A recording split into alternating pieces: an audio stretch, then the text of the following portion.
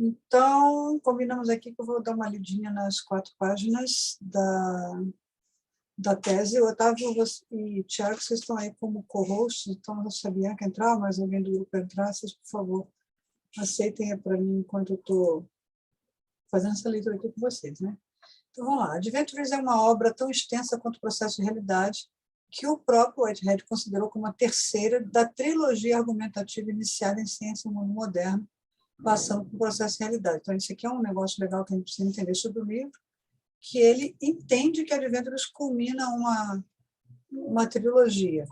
É a penúltima obra completa do autor e o diferencial está na ênfase sócio-histórica que ocupa o primeiro terço da obra. Então, essa parte sociológica é praticamente um terço de todo o livro e, na verdade, é tão importante porque é o que ele está tentando fazer, né? Ele mesmo demonstra como certas ideias promovem um avanço criativo na existência humana, tornando-se molas mestras da vida nas sociedades ditas civilizadas. E aí ele vem falar, o título traz à luz 2 significados, ambos aplicáveis ao assunto. Um significado é o efeito de certas ideias em promover o lento arrastar da espécie humana para a civilização. Então, enquanto algumas ideias arrastam a civilização, elas acabam constituindo ou construindo a própria história da espécie humana na civilização. O outro significado é a aventura deste autor, do próprio autor, em estruturar um esquema especulativo de ideias que será explicativo na aventura histórica. Ou seja, ele está tentando mostrar para a gente como é que as ideias funcionam nesse desdobrar da história. O livro é, de fato, um estudo do conceito de civilização e um esforço para entender como é que os seres civilizados surgiram. Um ponto enfatizado ao longo é a importância da aventura para a promoção e preservação da civilização. Então, é uma composição literária misturada de cursos que ele deu nessa Mary Flexner Lectures, de 1929 a 30. Então, a parte sociológica é produto dessas conferências. Na Daily Lectures, em 1932, no Instituto de Artes e Ciências da Colômbia, e na Harvard Business School, também na American Philosophical Association. Então, os outros capítulos que não são da parte sociológica, eles são produtos dessas outras conferências e conferências agrupadas que ele deu em outros momentos. Mas essa da Mary Flexner foi uma sequência catedrática de curso que ele foi dar. E essas últimas aqui, né, que é das conferências proferidas no Dartmouth College, em New Hampshire. A essas ele acoplou capítulos escritos para a composição final da obra. Então, a relação dos capítulos aqui referenciados encontra-se no sumário. Tá lá. A primeira parte, sociológica, corresponde a um terço de toda a obra. Whitehead propõe chamar esse primeiro bloco de História da Raça Humana. Ele fala do domínio exercido pela dicotomia sobre a história das ideias inferida pelas tensões entre bárbaros e cristãos na civilização clássica. Então, pensa que ele sai da Inglaterra, onde o sistema educacional não é tão religioso, e está agora nos Estados Unidos, onde o ambiente é protestante religioso e ele é, como é que se diz, ele é fundamentação das instituições universitárias. E agora ele volta e meia está tocando nos temas de religião com um bocado de frequência, e sempre de uma maneira crítica.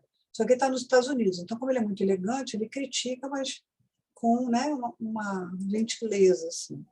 Então, ele fala desse domínio exercido pela dicotomia, sobre a história das ideias, desde essas tensões entre bárbaros e cristãos. Menciona que algumas vezes o período de mudanças é uma era de esperanças, outras vezes é uma era de desespero. Então, essas novas ideias elas vão surgindo entre vislumbres de, puxa, estamos num novo tempo, mas, às vezes, se a gente não mudar agora, também a gente não muda nunca mais. Ele diz que, em cada época, bem demarcada por transições, os hábitos da humanidade oscilam entre práticas estúpidas e emoções passageiras que se defrontam com um complexo de costumes totalmente novos. Do ponto de vista intelectual, nossa história de ideias é resultante de nossa ideia de histórias. Na luta por amor e poder, a espécie humana oscila entre a ternura e a brutalidade. No período clássico da história das civilizações, a humanidade esteve à mercê da implementação de novos princípios que ocorriam em paralelo à destruição das sociedades, de forma que as novas ideias tornavam-se sempre ameaças à ordem existente. Isso fez com que as sociedades fossem ajustando as religiões aos ideais intelectuais e morais do antigo mundo mediterrâneo. O cristianismo surgiu exatamente no âmago da oscilação entre progresso e decadência. No seu formato primitivo, ele era uma religião de entusiasmo selvagem e de ideais morais impraticáveis. E o progresso da humanidade pode ser definido como um processo tanto de transformação da sociedade, quanto de tornar os ideais cristãos cada vez mais alcançáveis para os seus membros individuais. Na medida em que os cristãos rapidamente assimilavam a doutrina da alma humana, a filosofia e a religião percorreram a história em mútua pertença, exercendo forte domínio na história das ideias. A falibilidade do caráter humano faz com que, mesmo com ideais éticos elevadíssimos, as civilizações submetam-se umas às outras à destruição, quando tentam remover um grande mal, as sociedades submetem o sistema civilizatório a um mal pior. E, de certa forma, o processo civilizatório acaba dependendo disso.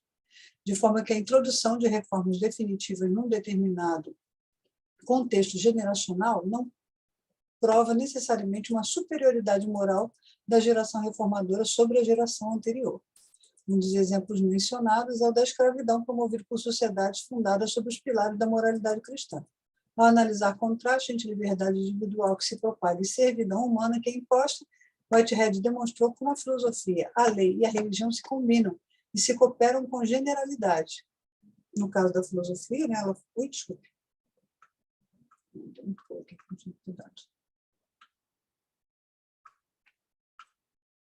No caso da filosofia, ela trabalha com esse aspecto generalidade, da generalidade, dessa combinação, e no caso da lei, da habilidade construtiva, e no caso da energia moral, é a religião que trata. Então, ele também afirma que a palavra-chave da teoria sociológica para a Idade Média na Europa é coordenação, tanto da igreja sobre a especulação, quanto do sistema feudal sobre as estruturas da sociedade. Foi a revolta contra esta coordenação que se expressa na palavra competição, que provocou o colapso desse sistema de ideias vigente na Idade Média, mas isso somente no século XIX. A fé política e liberal do século XIX era um compromisso entre a competitiva e individualista doutrina do conflito e a doutrina otimista da harmonia. Um capítulo inteiro dessa primeira parte é dedicado a discutir as implicações sociais dos conceitos de individualidade absoluta e relativa, que é o que ele faz agora a partir da coisa da liberdade, né? Eventos históricos como a Revolução Francesa e a Guerra Civil nos Estados Unidos são exemplos de soluções meramente temporárias. Declara que os efeitos de uma doutrina abstrata precisam ser estudados não apenas sobre as formulações verbalizadas, quanto sobre a consciência estabelecida. Liberdade restrita significa completa ausência de qualquer controle compulsório. Whitehead afirma que a organização econômica das sociedades atuais constitui o problema mais significativo das relações humanas. A noção de liberdade foi drasticamente atingida por esse dilema. Todavia, o ideal da liberdade subjacente às circunstâncias da história humana deriva da intuição de que a vida pode ser estabelecida acima daquilo que ela absorve, naquilo que é imutável em meio à mudança. Neste sentido, os cativos podem ser libertos assumindo como próprio esse insight supremo, a inclinação persuasiva na direção da harmonia que é a profundidade da existência humana. Ao analisar os efeitos de necessidades naturais, como comer, vestir, Whitehead disserta sobre a persuasão que certas atividades, como o comércio e negócios, exercem nas relações internas e entre as sociedades. Os insights desses dois capítulos são bastante úteis para os pesquisadores do mundo da gestão. Ele diz que, na filosofia, o fato, a teoria, as alternativas e o ideal são pensados em conjunto. Suas dádivas são insights, prospecções e um senso de dignidade de vida, aquele urgente senso de importância que enerva todos os esforços civilizados. Nesse estágio, nós concluímos a consideração deste grupo de ideias que contribuíram mais diretamente para a civilização com sistemas de comportamento dos seres humanos nas intercorrências entre um e outro. Esse aperfeiçoamento dependeu do lento crescimento do respeito mútuo, simpatia e bondade geral. Todos esses sentimentos podem existir com o mínimo de intelectualidade. A base é emocional e a humanidade adquire essas emoções pela razão e as suas impensáveis atividades do meio do curso da natureza. Mas a mentalidade, como tal, emerge dentro da atividade coordenada, exercendo um tremendo efeito de seleção, ênfase e desintegração. Nós consideramos a emergência das ideias a partir das atividades, o efeito das ideias na modificação das atividades das quais elas emergem. Ideias surgem como explicação de costumes e elas acabam inventando novos métodos e novas intuições. Na segunda parte, cosmológica, aí a gente fala no próximo encontro, que é quando o pessoal aí da filosofia vai capitanear o negócio. um briefing, né? Mas eu acho que ele pode ser útil até para fazer um destaque assim, de conceitos que a gente concorda, discorda, mas que já pode partir para a discussão, né? Tiago, agora é contigo. Você não sabe meu mute aqui para você. Eu compartilhar aqui. Eu acho que Gabriel não vai poder aparecer. Ele disse que não está ocupado. Aí tem eu e Fio aqui. E tem Vocês nós conseguem ver, né? Está carregando. E tem nós para azucrinar vocês. Ah, não é isso. A gente, só recapitulando um pouquinho o que a gente falou no outro encontro, a gente tinha sugerido a possibilidade de que... Porque, na verdade, usa muito os termos sociologia, teoria social, e às vezes de maneira meio intercambiável ao longo de todos os capítulos. E sobre o conceito de sociologia que ele fala, lembrou muito a ideia de uma sociologia do conhecimento, né? De que ele está falando das ideias como dentro de um processo de formação, não apenas enquanto elas foram geradas, mas na medida em que elas se desdobram no próprio mundo. Então, é algo que a gente vê quando a gente pensa na sociologia do conhecimento. Né? E aí ele também não faz uma diferença entre sociologia e teoria social, para ele é algo equivalente. A gente falou disso, só recapitulando aqui, eu acho que a primeira coisa que eu fiz quando eu li o texto foi tentar unir as premissas metafísicas ou ontológicas, digamos assim, que ele levanta em processo de realidade, e eu saí caçando os desdobramentos disso nesse livro, porque eu acho que é o que a gente acaba fazendo meio que sem querer, né? Como é que como é aquele palácio de cristal, como diria Dostoiévski, se desdobra e se materializa.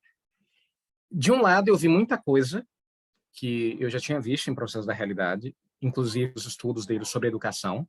Eu consegui visualizar nesse livro de uma maneira concreta. Outras coisas não ficou muito clara, né? E essas aqui foram algumas coisas que a gente falou no primeiro encontro. Eu achei interessante que ele faz uma crítica a um tipo de progressismo radical, né? Às vezes se coloca numa posição quase de um autor liberal, só que ele faz uma diferença do liberalismo dele para o liberalismo atomista, enfim, que a gente vai ver daqui a pouco. Mas tem algumas características que ele coloca, né, uma diferença dele, faz uma crítica ao capital, que eu achei interessante, ele coloca como a proposta dele não é uma proposta de uma ruptura drástica, como acontece com tendências mais radicais e revolucionárias, o que fica claro quando se observa o processo de realidade, uma tendência mais à prática, à experiência, à experimentação, enfim. Está claro na posição política que ele adota, e aí ele parece adotar uma postura um pouco mais reformista, né? A ideia não é mudanças, digamos, a ideia não é encaixar a realidade dentro de um padrão prévio, mas ir testando e experimentando, algumas ideias falham, outras são reformuladas, e, enfim, esse jogo de falha, tentativa e erro, né? Que inclusive Stenger e Latour, quando falam de Whitehead, falam disso, né, da característica dele de ser um autor da experimentação, e ficou claro, né, ele fala, por exemplo, que a natureza humana é tão complexa que os planos de um estadista para uma sociedade nem sequer valem o preço de um papel desfigurado. O sucesso progride se arrastando de um ponto para o outro, testando cada passo. Né, e isso é bem diferente de uma postura de um progressismo mais radical, né, marxista, dialético, onde a ideia é uma ruptura drástica ou algo do tipo. Aí a gente falou também, né, de que existe uma crítica de noções transcendentes ou transcendentais, né, que venham a governar a realidade de alguma maneira, ou seja, critérios que ultrapassam a realidade de alguma maneira, ou que está nos bastidores da realidade de alguma forma. No fundo, é um compromisso imanente mesmo, né, a gente tinha falado disso. Tem uma defesa da democracia liberal, que eu achei interessante. É um texto evolutivo. Eu não sei se tá certo dizer, mas tem uma tendência evolucionária, ou até evolucionista na escrita dele, parece que ele está marchando para um lugar, e o ápice parece que é uma democracia liberal, né? Então a gente tem a ideia da persuasão, que às vezes está ligado, pelo menos aqui especificamente, à liberdade de expressão, né? Embora ele fala de Platão o tempo inteiro, enfim, Platão está lá. Mas parece que tem esse cume, esse ápice, né? Que começa, na minha opinião, dos animais, e vai marchando até o ápice da civilização mais evoluída e mais bem elaborada.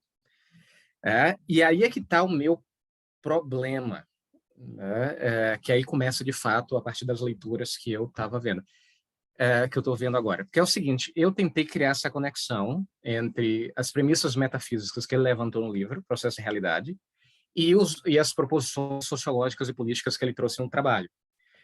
Quando você vai para as premissas metafísicas, ele fala da crítica da bifurcação da natureza, a crítica da noção de substância, enfim, vários outros elementos.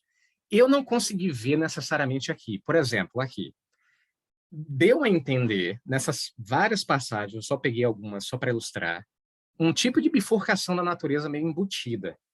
Eu acho que talvez, em algum momento, não ficou claro a transição entre as premissas metafísicas e os argumentos sociológicos políticos. Exemplo, olha essa frase.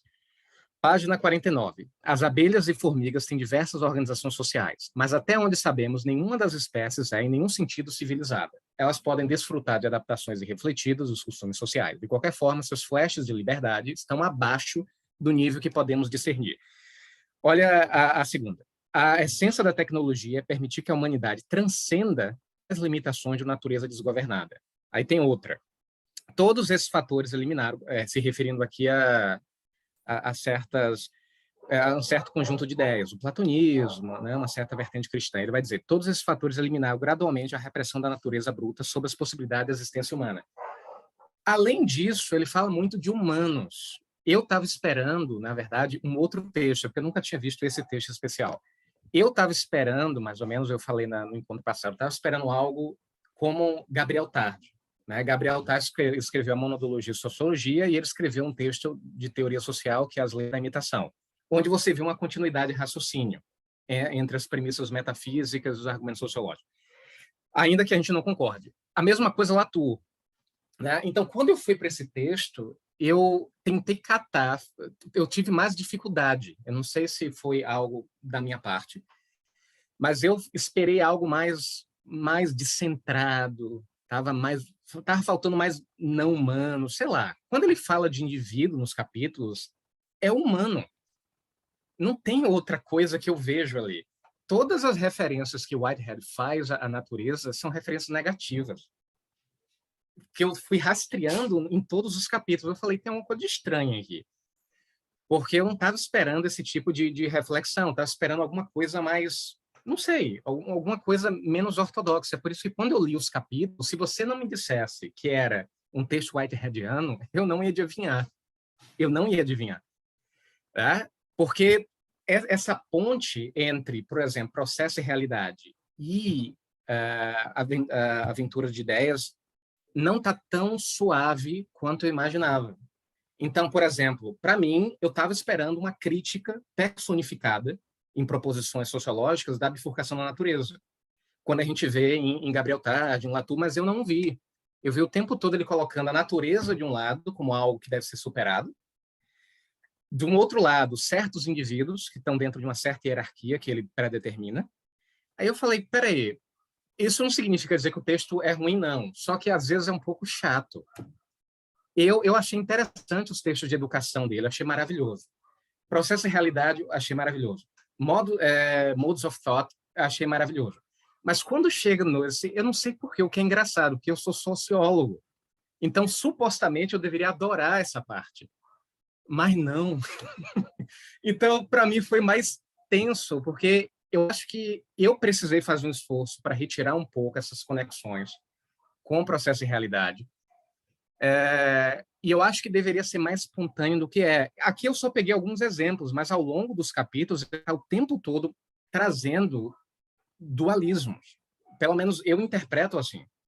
Só em alguns momentos ele rompe um pouco. Ele fala do humano que está na natureza, né? De que as ideias não são abstrações, de que o humano pensa da mesma maneira que ele digere alimentos. Então, é interessante essa ideia. Mas, na maior parte das vezes, não sei se eu estou exagerando, aí Phil também traz alguma coisa, se eu estou exagerando ou não, porque eu tive essa impressão, né? Essa transição de Whitehead como um teórico social está um pouco frágil, não vejo ele saindo, né, de um filósofo que debate certas premissas epistêmicas, conceituais, dentro de certas tradições de pensamento, para uma perspectiva de uma teoria social, né? Trazendo proposições sociológicas e antropológicas, seja lá o que for. Não está tão claro a conexão, pelo menos não aqui. Mas, no geral, deixa eu ver, tem essas características aqui. Phil vai acrescentar alguma coisa? Essa primeira fase foi o desabafo mesmo. Phil está consertando ali. Então é isso, aí ficou um pouco arrastado às vezes a leitura, eu estava esperando alguma coisa mais, sei lá, eu queria uma coisa mais descentrada, porque às vezes eu vejo isso, né? Cadê os sistemas de preensões? Né? Cadê a crítica da bifurcação da natureza? Cadê o indivíduo? Aquela coisa do próprio processo de realidade, fala de que as pedras também têm poder ou história, aquela coisa de, né, de centrar uma filosofia do sujeito.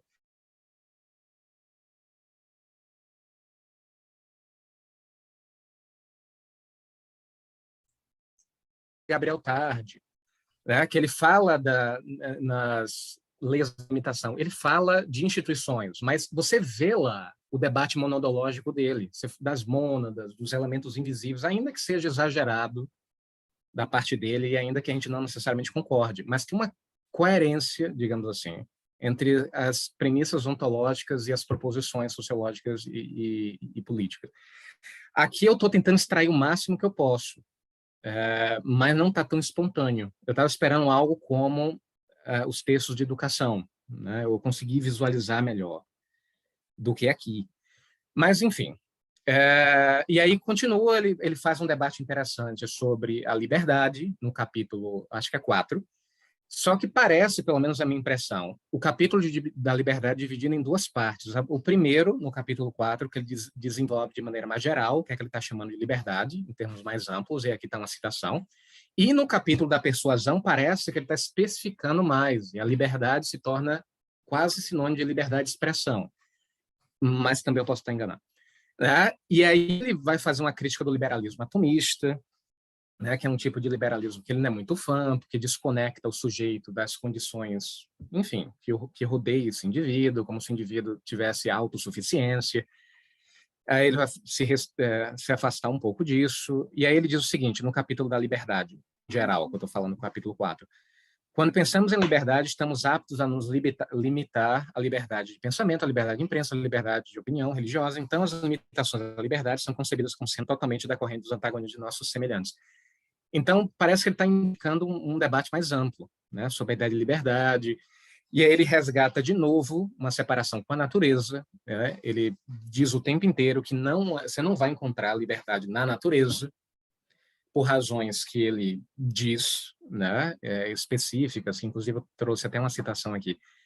Você não vai encontrar a liberdade na natureza, da mesma maneira que você não vai encontrar a liberdade em certos arranjos históricos e sociais, né, como no contexto da escravidão, enfim, em alguns momentos históricos. Parece que a liberdade, no seu ápice, né, usando como parâmetro a ideia de persuasão, vai prosperar na democracia liberal, né, no ápice mesmo, onde os indivíduos vão poder se comunicar, debater, refletir, criar possibilidades, enfim.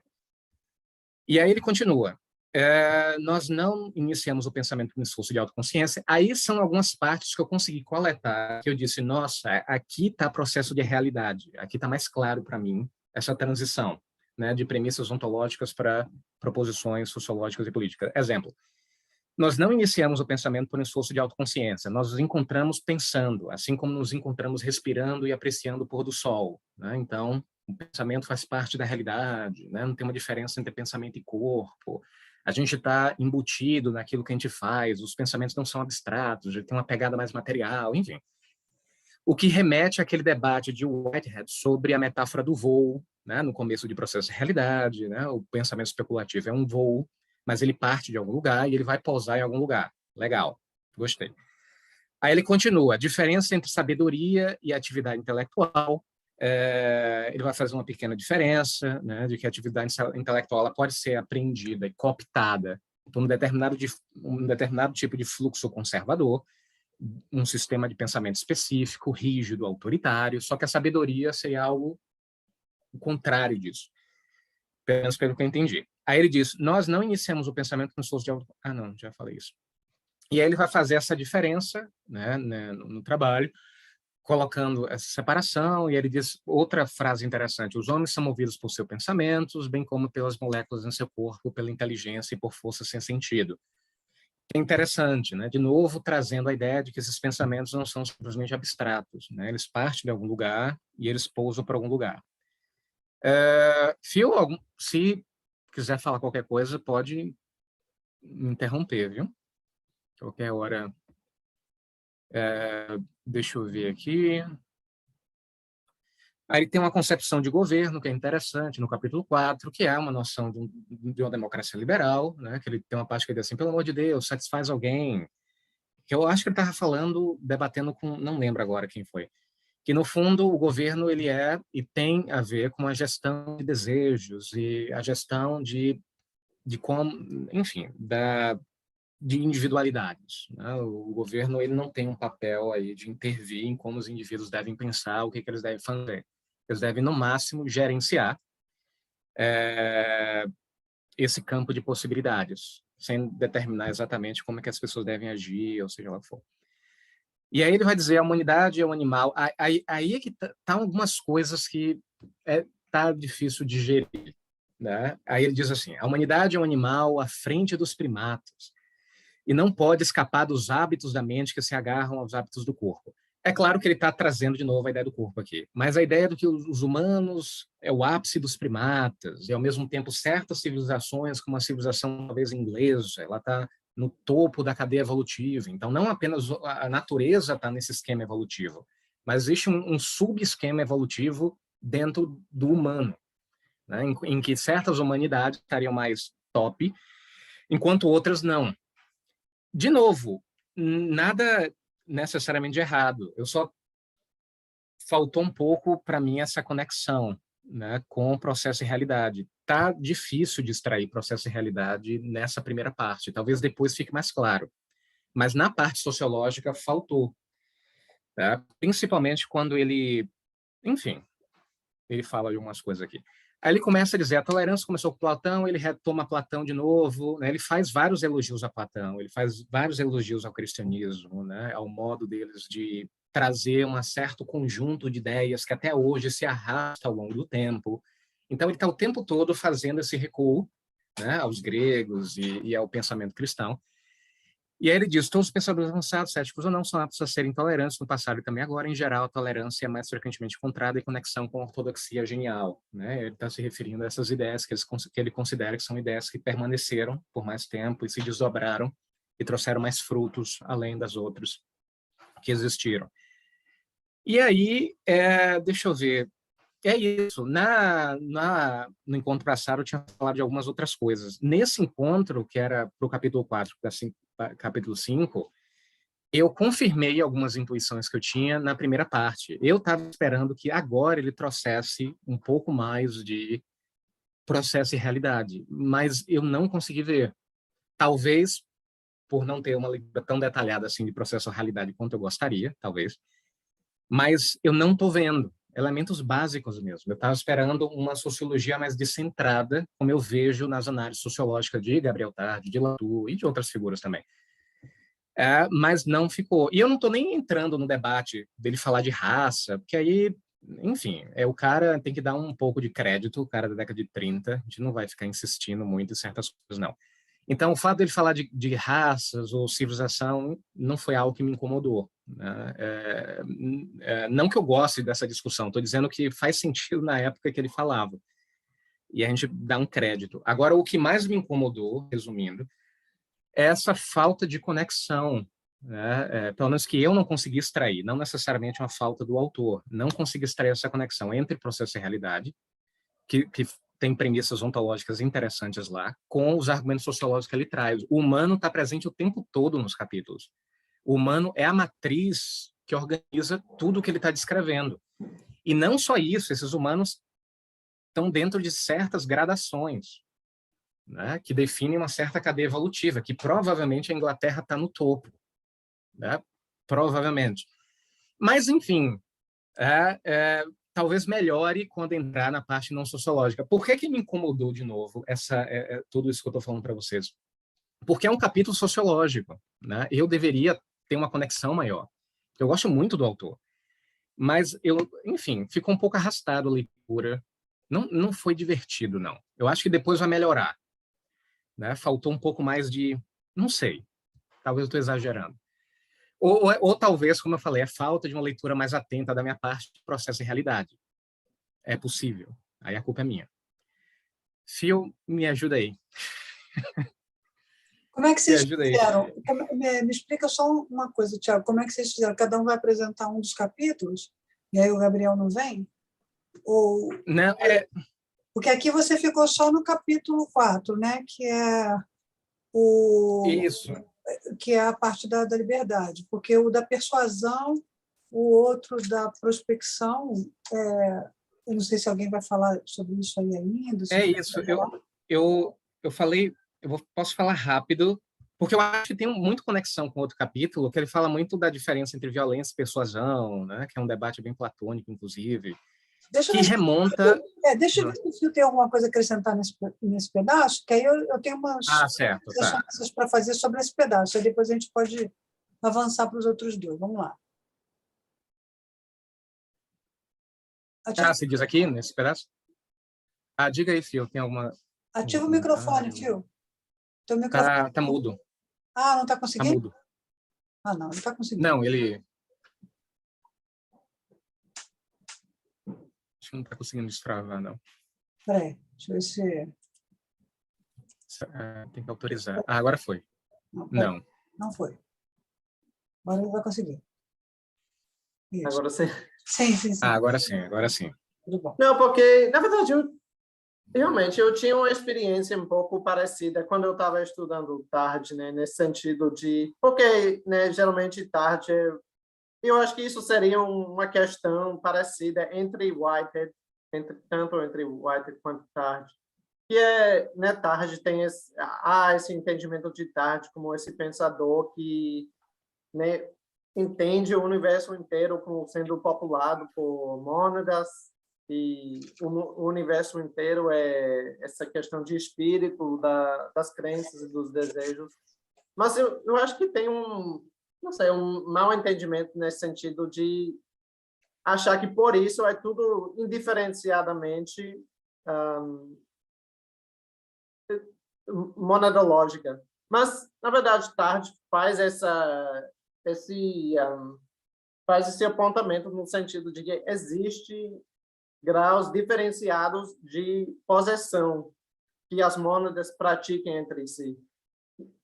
Você não deve entender o fato de que crença em desejo é geral ao longo do universo com a ideia que é tudo a mesma coisa. Na verdade, Tarde está dizendo que a monadologia deve se focar em determinar as diferenciações de possessão que existem. Aí eu acho que isso igualmente seria o caso para Whitehead, na verdade. Apesar de dizer que, né, nessa filosofia do organismo, que ele toma o organismo, de certa maneira, como seu ponto de partida, ele quer extrair da figura do organismo um ponto de partida fundamental. Mas eu acho que isso não seria para dizer que todo e qualquer organismo existiria exatamente da mesma forma frente ao seu ambiente. E nesse sentido, eu acho que tipo, as leis da imitação, no caso de Tarde, é uma sociologia especificamente humana, mas ao mesmo tempo ele parte dos princípios metafísicos que ele elabora na monadologia e sociologia.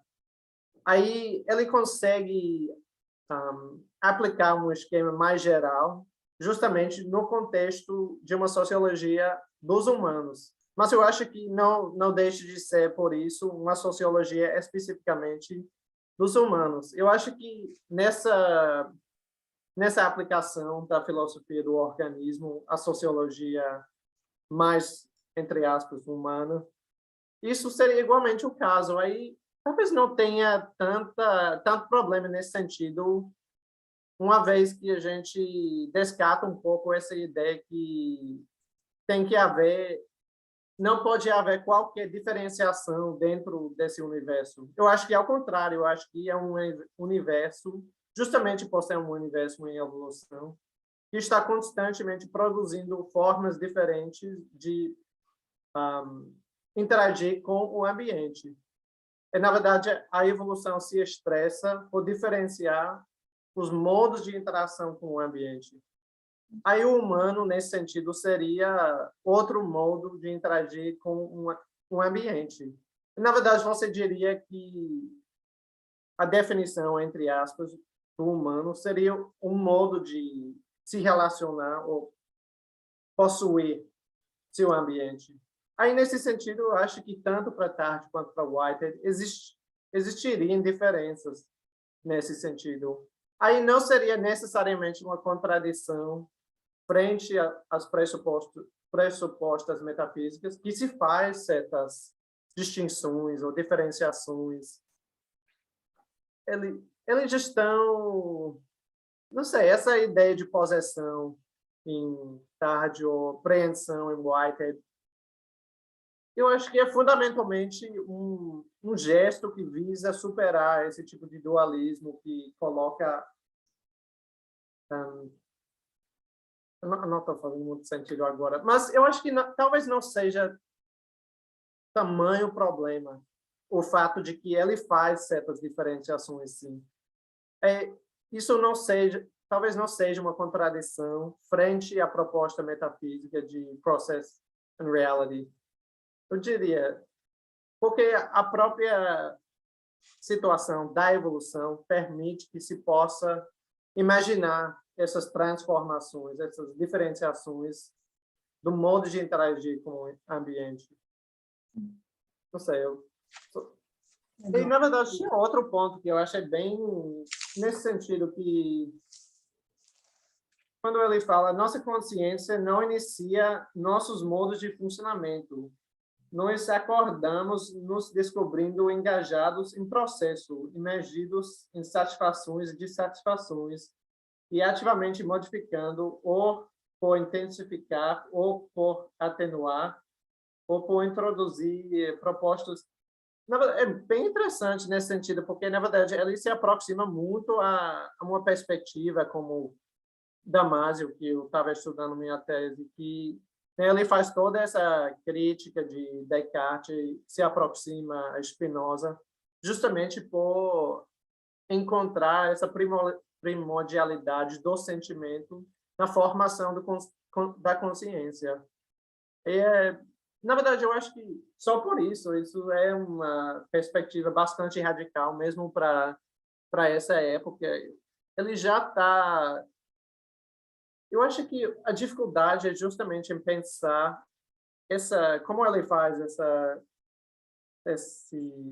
tríade de instinto, inteligência e sabedoria. Na verdade, ele já está constituindo meio que um conjunto complexo de interações entre, justamente desse tipo que Damasio destaca ao tentar vincular a emergência da consciência aos sentimentos primordiais da homeostase. E eu acho que Whitehead, realmente, ele está propondo uma proposta bastante radical nesse sentido, eu diria. No sentido de superar um cognitivismo exacerbado, sei lá. Assim, eu vejo algumas coisas, porque eu sou da exegese, né? E nenhum exegeta faz nada sem saber quando o cara escreveu, como escreveu, quem era seu público-alvo, o que ele tinha de tradição no seu entorno antes de escrever. E, às vezes, eu fico um pouco preocupada, e a gente vê isso até nos alunos da gente mesmo, né? De uma expectativa um pouco exagerada de querer que o cara combine com uma coisa que a gente leu de um outro autor, às vezes até mais recente. Então, assim, a gente perde a perspectiva de que o cara não leu aquele autor que a gente está usando para fazer a referência. E aí, no caso do Tarde, o Tarde ele é um cara contemporâneo ao White, né? Ele morre antes, mas estão ali mais ou menos na mesma época. Mas a gente sabe muito bem que as ideias de um autor elas demoram 50 anos para começar a ser maturadas. Então, eu não me lembro, lendo a bibliografia todinha do Whitehead, eu não me lembro dele ter citado Tarde em nenhum momento. Então, acho que Tarde foi um cara que ele não leu. Talvez por isso que frustre tanto a gente tentar esperar que ele sinalize aspectos da monadologia do Tarde na obra dele, porque ele não vai fazer. Mas ele cita Leibniz em alguns momentos. Mesmo assim, ele faz isso de uma maneira extremamente superficial e admitida, né? Ele assumida. Ele fala, eu não li, tem algum lugar, acho que foi em 1948, aquele último livro dele que ele faz uma revisão da biografia dele, da história, do que ele produziu, do que deixou de produzir, onde tem alguns ensaios que estavam soltos, que não foram publicados em lugar nenhum. E ali ele fala que ele não leu o Leibniz, não o suficiente para usar as ideias de Leibniz ao ponto de poder dizer que eles derivam as noções, né, que ele desenvolve das ideias do Tarde. E, de fato, isso também acontece na física, porque Whitehead não leu Einstein para poder desenvolver suas ideias de relatividade, né?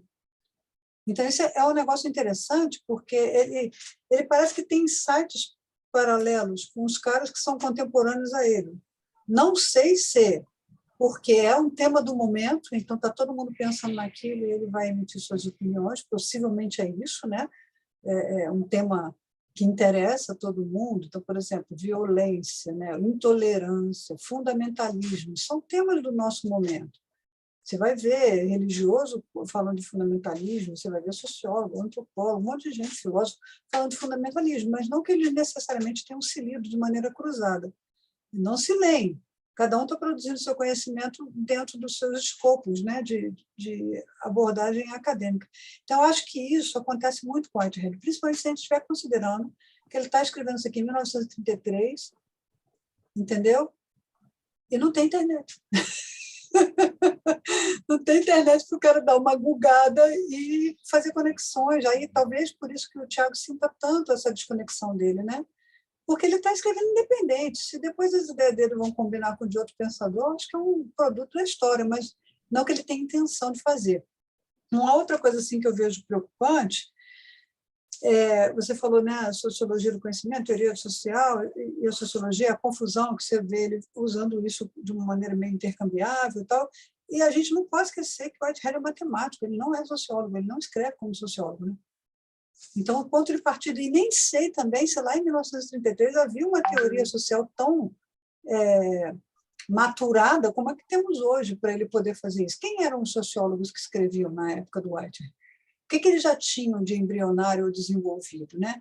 Porque, para a gente da exegese, essa coisa do anacronismo é mortal, né? Então, esse é um aspecto que eu fiquei enjoada com isso, né?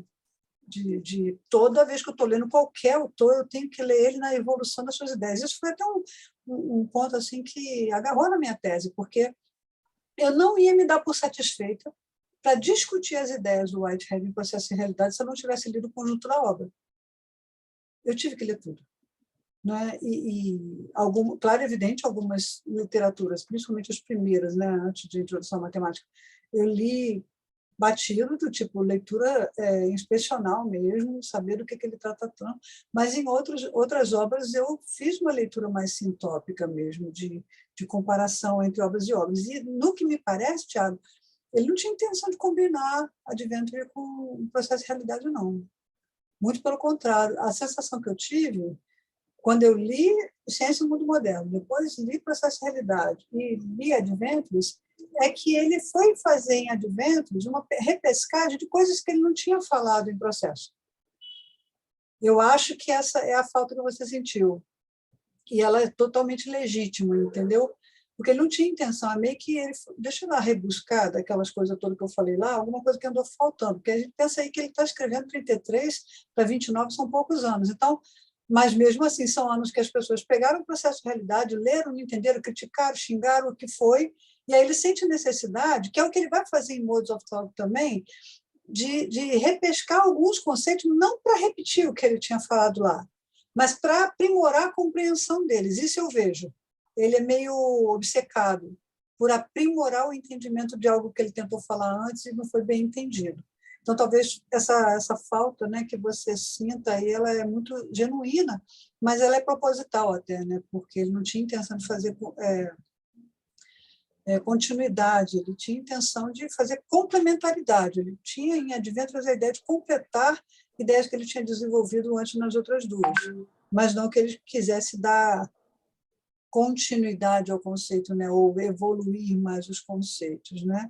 É isso que eu estava pensando, só um parênteses rapidinho, Lilia. Por exemplo, Phil, não sei se você concorda, mas você veria, Phil, Leis da Imitação, de Tarde, como uma aplicação sociológica do projeto metafísico de monodologia e sociologia?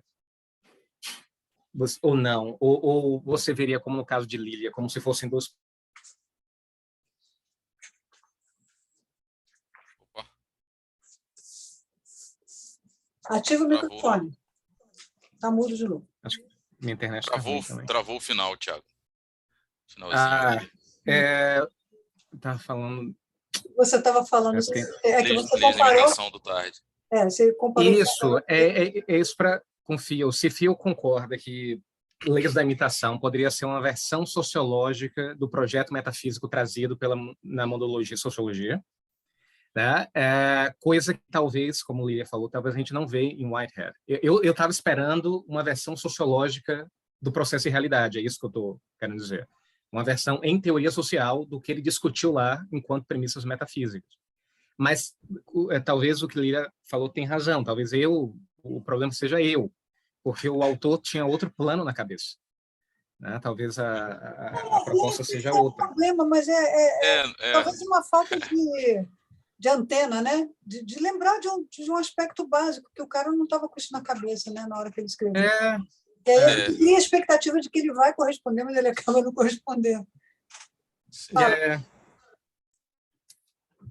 Não, eu diria... Não, há certa assim, analogia entre processo realidade e aventuras das ideias e monadologia e sociologia, as leis da imitação.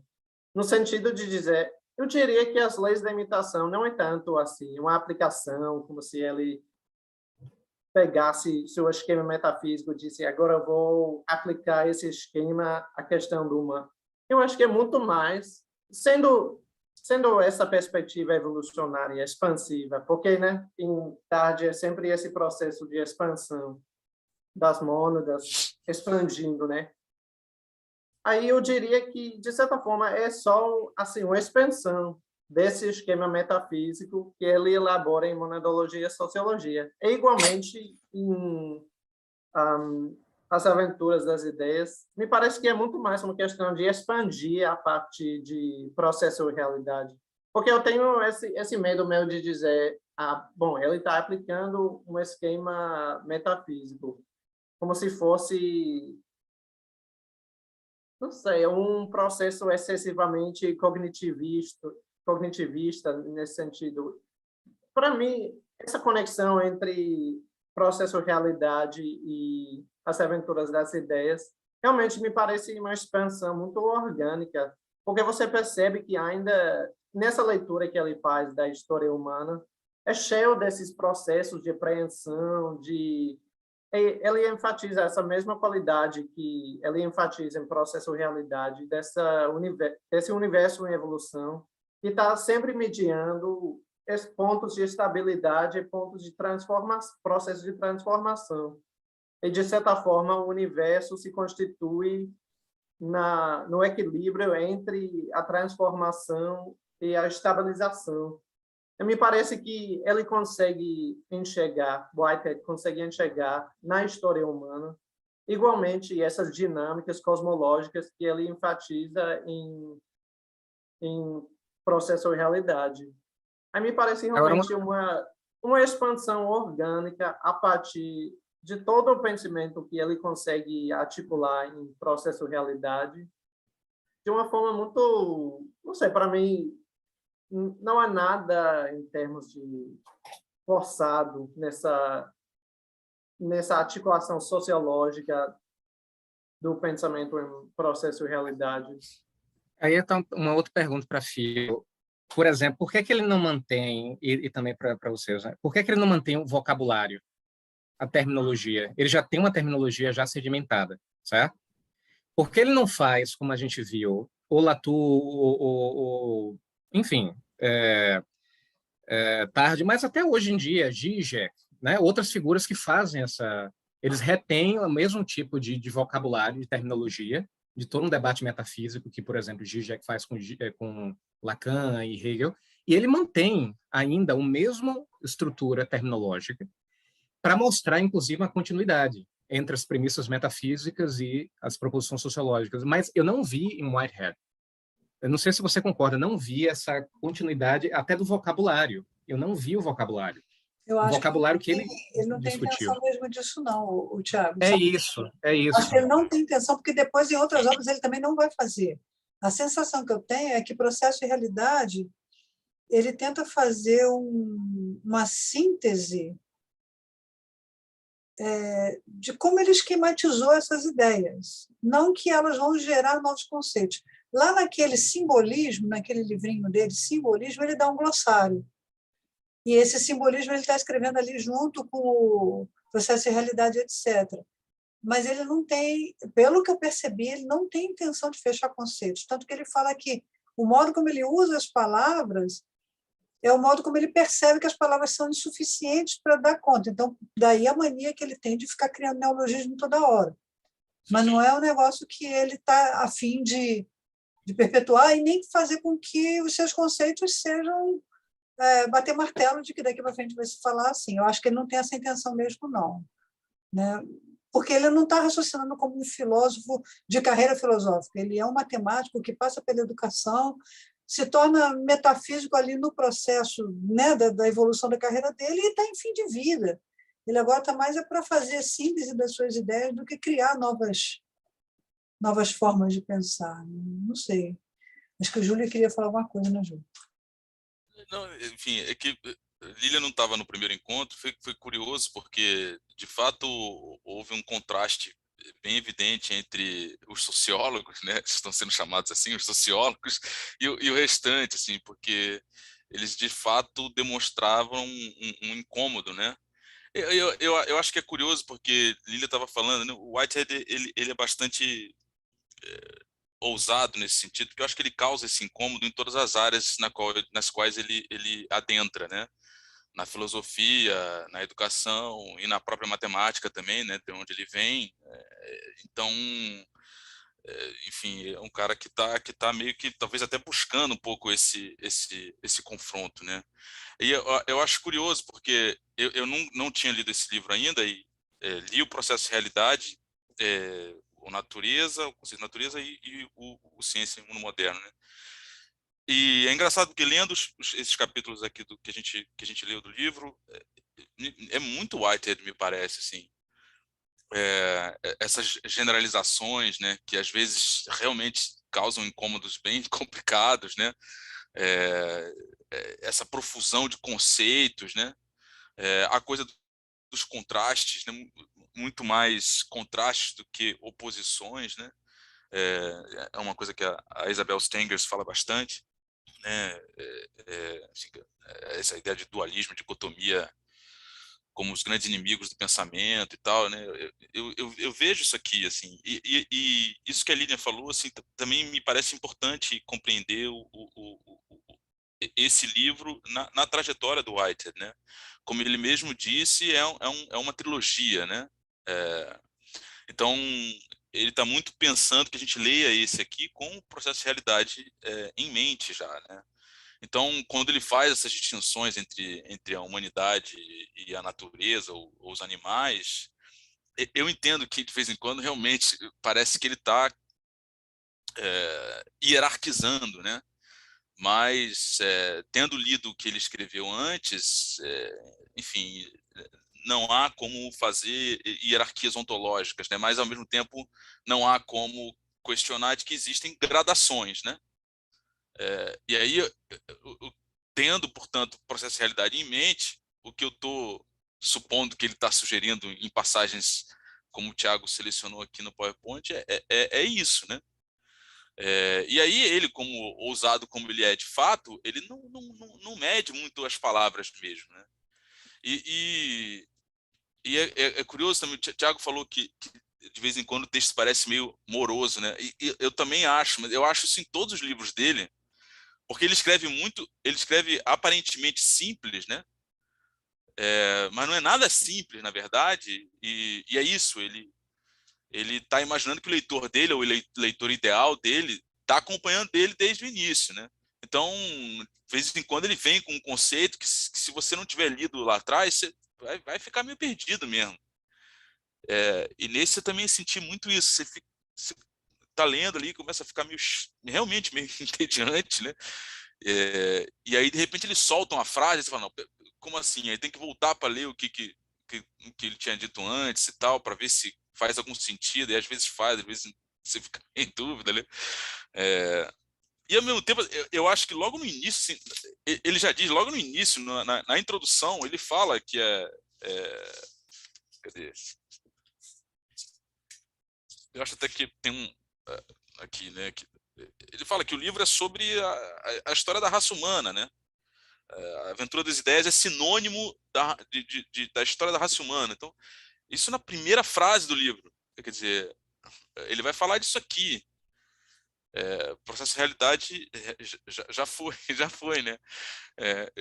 Eu compartilho um pouco do seu incômodo, porque eu também me senti meio que uma viúva do processo de realidade, né, no livro, né? Enfim, embora de vez em quando a coisa lá do contraste entre a consciência e pensamento e tal, que é bem processo de realidade, de vez em quando ele vem com essas coisas, né? Mas enfim, era isso. Não, mas Agora, diga, não, diga. diga. Não é isso, por trás da sobrecarga, às vezes, de descrição histórica, eu acho que é essa parte que ficou mais chata para mim. Eu acho que, mas por trás disso ele vem com algumas frases mesmo. Tem várias frases que e eu digo, nossa, eu lembro disso em algum lugar. Né? E aí dá uma retomada, e depois ele cai de novo na discussão da economia e da academia, e aí umas minúcias que, enfim. Mas você tem razão, com certeza tem esse pano de fundo. Whitehead, ele é tedioso. Não é um cara agradável. Em momento algum. Quando você falou que você gostou do processo de realidade, eu quase tive um treco aqui. O processo de realidade é indigesto. Eu li 3 vezes inteiro, detestando cada página. Então, assim,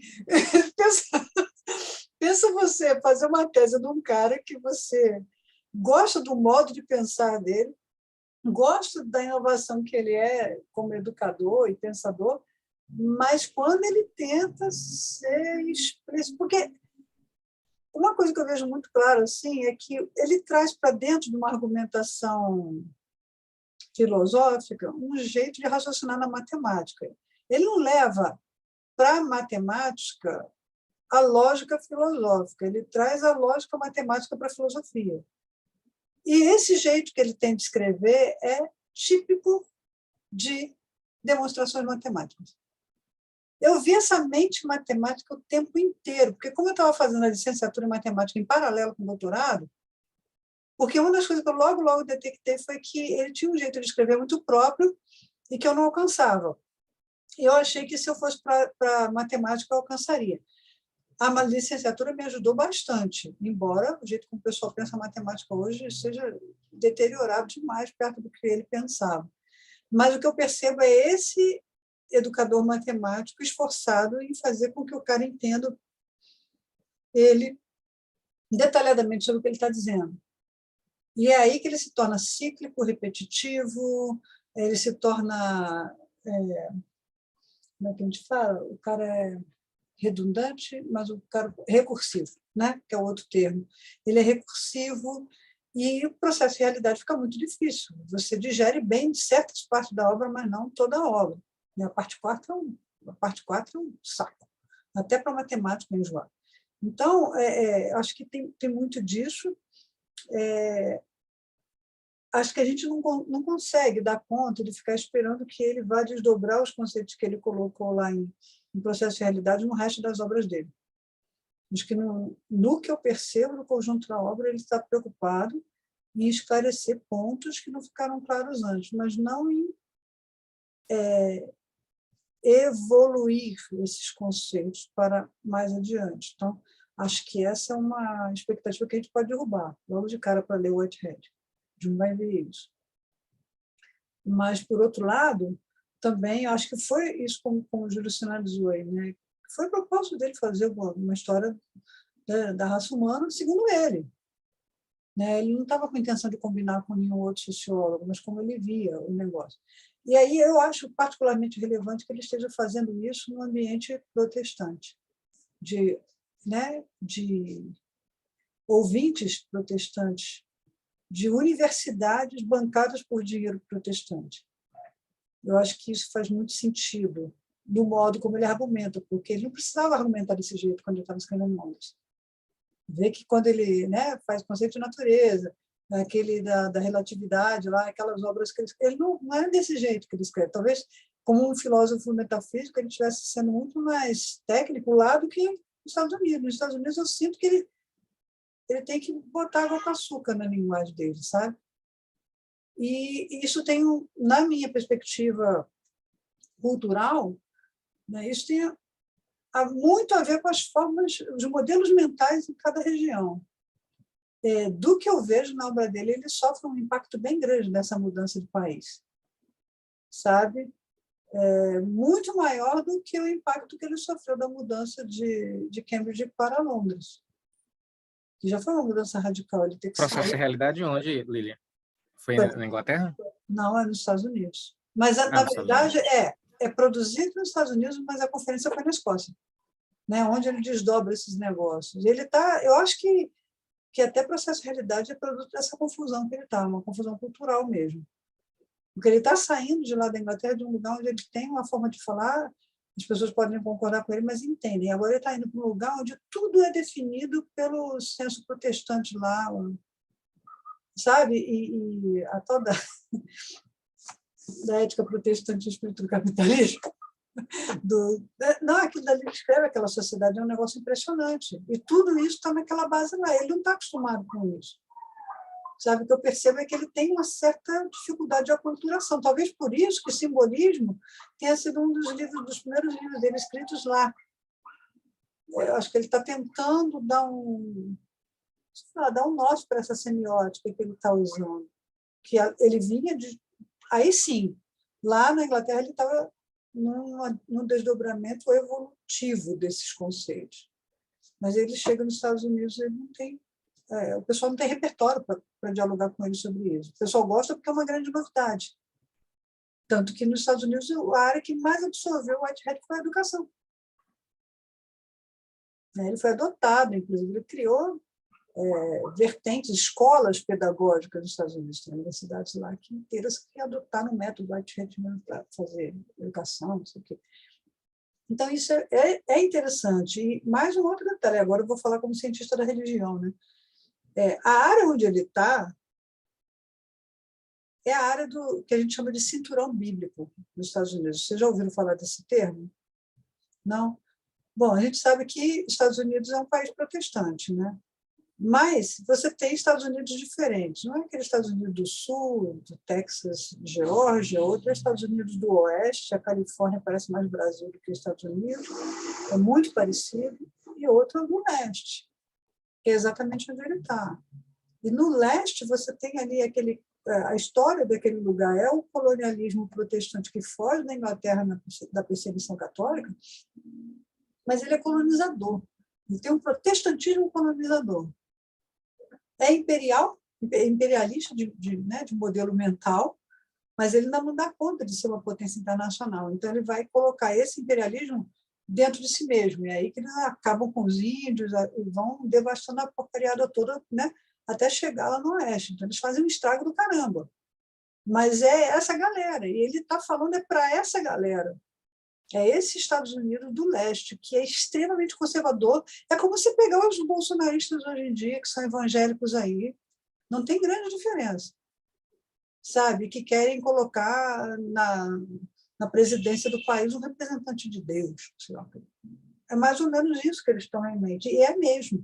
Porque esse pessoal, apesar de estar mais no Norte, eles estão no Nordeste. Né? Eles não chegam a ser considerados a mentalidade nortista que venceu na Guerra Civil. Eles são um Nordeste capitalizado e muito potente em termos monetários e econômicos, que é extremamente fundamentalista em termos de tradição religiosa, e tudo deles ali é interpretado a partir da Bíblia. Harvard e a Columbia, né, elas fazem umas rupturas assim, com esse sistema de pensamento, e se tornam inovadoras numa forma de diálogo acadêmico que é mais secularista. Mas elas são fora da curva, perto do contexto geral que tem ali. E aí, quando você desce para Geórgia, Virgínia, né, as Carolinas, a Geórgia e Mississippi, rapaz, o negócio está pior. Porque aí você tem a pobreza misturada. Né? Então, assim, acho que entender essa aterrissagem do Whitehead, né, chegando de navio, pá, bota a plataforma lá, desembarquei sem nenhum tipo de história da formação do pensamento daquele lugar, que ele tivesse como consultar ou entender a cultura, ele foi experimentando isso na carne. Eu acho que na dificuldade que ele tem de se comunicar, me parece que é quando ele começa a elaborar esses glossários assim. E aí ele fica com essa coisa obcecada por tentar esclarecer aquilo que não foi entendido antes. Não sei. É o que eu percebo, assim, grosso modo, né?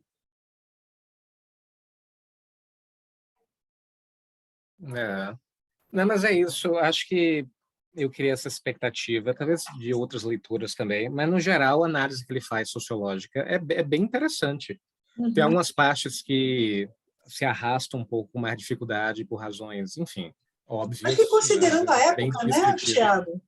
Considerando a época, né, 33, gente, a gente está aí entre guerras, né?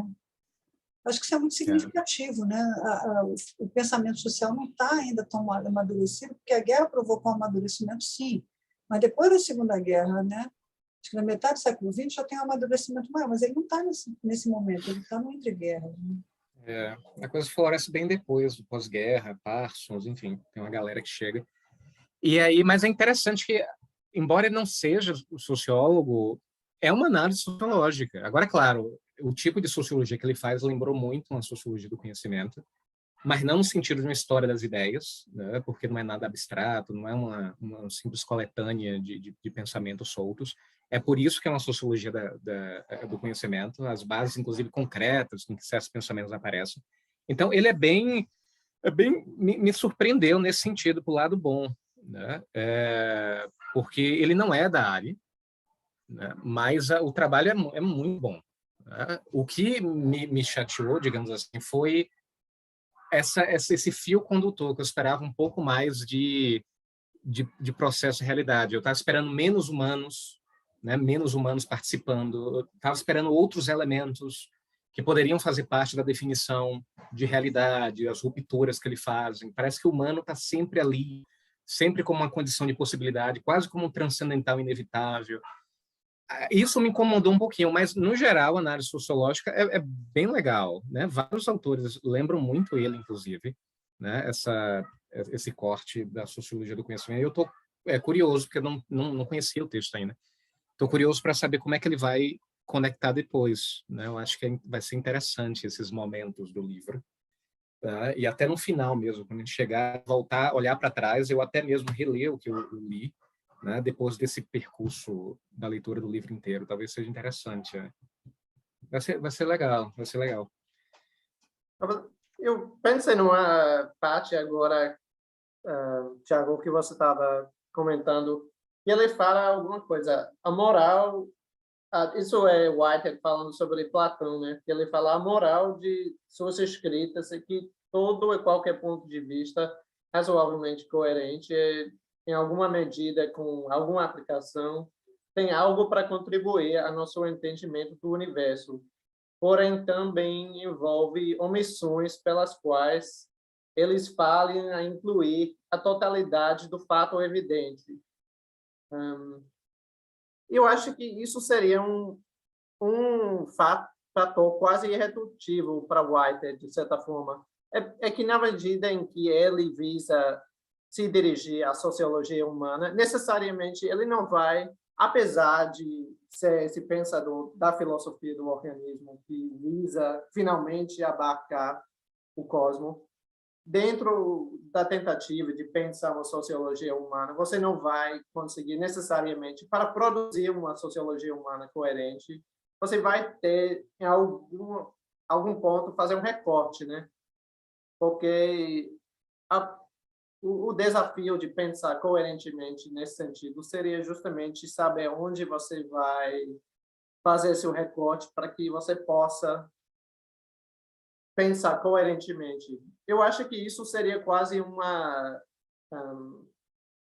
condição irredutível para Whitehead, para pensar cosmologicamente, mas ao mesmo forma de uma maneira coerente. E é por isso talvez você tenha essa experiência de porque não há tanta abrangência no sentido do conteúdo cosmológico desse capítulo, mas eu acho que seria justamente devido a essa condição, que seria inescapável. Porque eu pensei, tem outra... Na parte 2 ele vai ser cosmológico, né? Aí eu acho que essas Isso. faltas que a gente está sentindo aí, talvez lá ele é mais melhor, né? Não Mas consigo achar agora. isso que o Phil disse aí, eu acho que é um dos traços que mais me agradam assim, no Whitehead, né? Porque é essa ideia de que uma proposição teórica, seja sobre o que ela for, né? O sucesso dela não deve ser avaliado pela forma como ela consegue se esquivar de possíveis objeções ou críticas que podem ser feitas a ela, mas sim por como ela deixa claro que o tema sobre o qual ela está ali dissertando é muito maior do que a teoria propriamente que ele está ali, enfim, dissertando, né? Enfim, isso eu acho uma coisa muito bacana e que está presente nesse livro, né? Enfim, é isso que você falou, sempre há um recorte, né? E elas jamais vão conseguir abarcar realmente a totalidade das coisas. Então, e o White está o tempo todo nos lembrando disso, né? E ao mesmo tempo sem se esquivar de fazer essas generalizações que ele faz, né? Enfim. Eu acho Na verdade, legal eu a diria discussão. não, bem o que Júlio estava dizendo agora, nesse sentido de, eu acho que o pensamento de Whitehead está se dirigindo a um desafio muito específico, nesse sentido de tentar articular um pensamento que é sistemático mas ao mesmo tempo aberto à possibilidade do novo. Eu acho que isso é um desafio, de certa forma, muito... Como é que você constrói um pensamento assim? Né? Porque a todo momento o Whitehead ressalta esse desejo de manter um pensamento racional, né? Ele quer ser um racionalista, mas ao mesmo tempo ele não quer abrir mão daquilo, da racionalidade, mas ao mesmo tempo ele não quer produzir um pensamento que seria meramente totalmente esquematizado, fechado num sistema. Ele está tentando fazer alguma coisa que é ao mesmo tempo sistemática, mas aberta à novidade. Aí eu acho que a dificuldade, de certa maneira, surge justamente desse desafio. Eu tenho essa impressão. É porque a gente tem essa mania, né, de achar que para poder ser aberto à novidade, a gente tem que fechar ou romper com toda a tradição anterior. E ele faz questão de não fazer isso justamente porque ele não acredita nisso. Né? Isso, tem uma passagem, acho que é em Processo de Realidade, que ele diz isso. Agora eu não lembro, que ele fala alguma coisa sobre que normalmente você não rompe, você não refuta filósofos, ou alguma coisa assim. Existe muito mais um tipo de incompatibilidade provisória, sei lá. No fundo, essa ideia é interessante, essa coisa que dá para ver também no capítulo 4, ele fala de tolerância, né? Tem a forma de escrita dele, como ele trabalha, a maneira como ele apresenta as ideias também, a noção de ideia, eu quero dizer. Lembra muito Processo de Realidade. Tem várias coisas que são interessantes, que lembra muito a postura que ele adota também nos escritos de educação. Né? Eu achei interessante mesmo. Eu acho que o meu problema foi, eu esperava mais disso do que, talvez, o que eu tive. Mas, com certeza, está lá. Né? Vários elementos da identidade whiteheadiana com certeza está ao longo do texto. Eu acho que já estão mais introjetados também, né? Eu acho que ele não precisa mais falar tanto deles, mas ele já está fazendo na prática esse modo de pensar, né?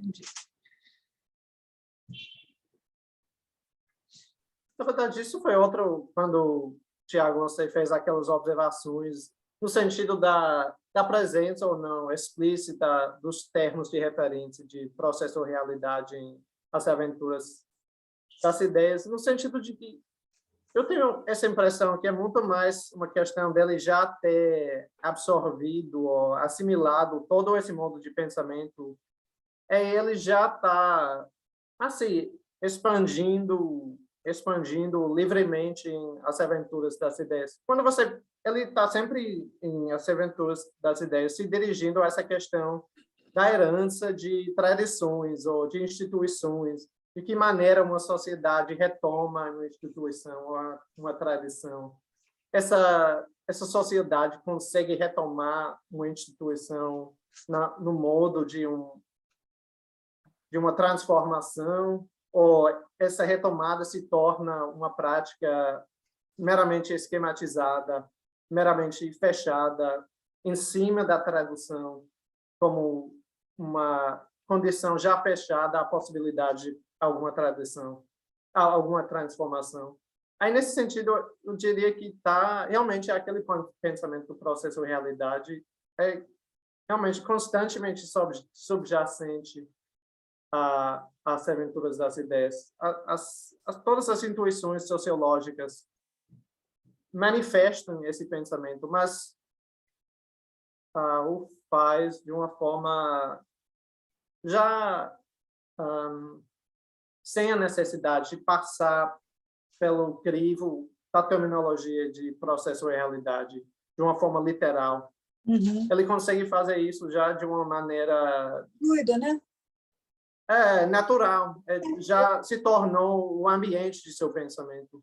Sim, ele não sente necessidade de fazer nota de rodapé dele mesmo. Isso eu acho muito legal. Ele não sente necessidade nenhuma de se autorreferenciar, né? Acho que talvez isso a gente estranhe um pouco, até porque o nosso sistema de produção acadêmica atual é todo assim, né? Acho que a gente estranha um pouco, porque ele é muito independente nesse sentido mesmo. Assim. Não tem nenhuma intenção de ficar se recitando, dizendo que já desenvolvi isso lá no outro negócio. Não faz. Eu acho que talvez seja outra... Quando você olha para o lugar dessa sociologia referente à sociologia assim, institucional, eu acho que o problema surge justamente do fato de que realmente o Whitehead está seguindo suas próprias intuições a partir de seu próprio pensamento. Ele não está tentando assim se enquadrar. Coincidir, e né? Por isso, não sei, talvez pareça um animal meio estranho no meio dessa... na sociologia, porque eu acho que ele está realmente tentando acompanhar seu próprio raciocínio. Eu acho que justamente o interesse, a originalidade do pensamento surge precisamente dessa tentativa dele, né? Ele não está tentando se fazer coerente nos termos de referência de uma... É bicho estranho mesmo, viu? Não é animal estranho, é bicho estranho. O termo. Exato. Mas ele é bem assim mesmo, né? Eu acho que ele não tem nenhuma intenção de coincidir ou combinar ou corresponder às expectativas do campo de conhecimento onde ele está penetrando. Ele vai lá com muita modéstia, inclusive, apesar de ousadia, mas também com muita modéstia de reconhecer seus limites, porque ele não vai falar aquela língua lá daquele campo, mas ele ousa dar pitacos ali e depois ele se retira, porque ele também não pretende ser absorvido pelo campo de conhecimento. Acho que isso é um movimento interessante que a gente deve considerar das coisas que ele escreve, né?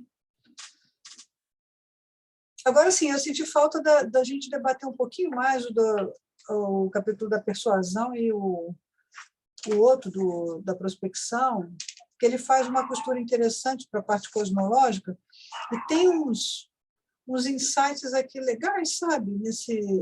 Porque quando ele está trabalhando com essa noção do lure for feelings, né, que é um conceito tenso dentro da ideia do Whitehead, tem muito dessa ideia de persuasão, né? Aqui ele já usa mais o lure, mais como persuasion mesmo, ele não está mais, né, preocupado em replicar a terminologia do lure, até porque ela não é muito entendida nem mesmo dentro do vocabulário inglês. Eu lembro que em 2011, quando a gente estava estudando libertação dentro de contextos imperiais lá no CPS, acho que foi a Marjorie, foi uma outra dessas whiteheadianas decanas lá, que ela falou ela começou a discutir o conceito do lure, né? E aí ela estava falando assim, é uma persuasão diferente, né? É quase que fascinada. Então quando ele fala que a novidade, ela tem esse poder de atração persuasivo, não é uma atração por curiosidade, é uma atração que vai engajando o observador na construção da própria nova realidade. Daí que vem a novidade. Eu lembro que eles estavam batendo bastante nessa tecla, mas aqui ele nem usa o lure, ele usa o persuasion mesmo. Acho que ele já está mais convencido de que esse conceito já é mais eficiente para dizer o que ele estava tentando dizer do que o outro. E eu acho que isso é uma ideia interessante, porque, na prática, por exemplo, né, eu gosto muito de usar os princípios whiteheadianos em mediação de conflito. E eu, de certa forma, eu tenho que trabalhar com esse paradigma de que, enquanto eu não seduzo o outro com uma determinada ideia, eu tenho duas partes. Vamos lá, vou explicar diferente. Eu tenho duas partes. Uma pensa A, outra pensa B. Mas, enquanto eu não persuado, ou eu não seduzo B, de que tem partes do pensamento de A que são interessantes, e enquanto eu não faço também a sedução do A por algumas das ideias do B, eu não tenho a junção que promove a mediação. A gente, em mediação, costuma dizer, inclusive, que eu tenho que encontrar a pauta da convergência, que é no que duas partes completamente opostas concordam. Então, esse é o princípio da mediação, que é básico. Ou seja, e acho que ele também é a chave para a quebra da dicotomia. Porque se eu tenho dois pensamentos antagônicos que se opõem, se atacam, se agridem, e são veementemente contra uns dos outros, eu tenho que encontrar, na forma deles dois pensarem, pontos de inflexão, pontos de convergência. Não acho que tem inflexão, não, de convergência, pontos de convergência. No que os interesses de ambas as partes coincidem?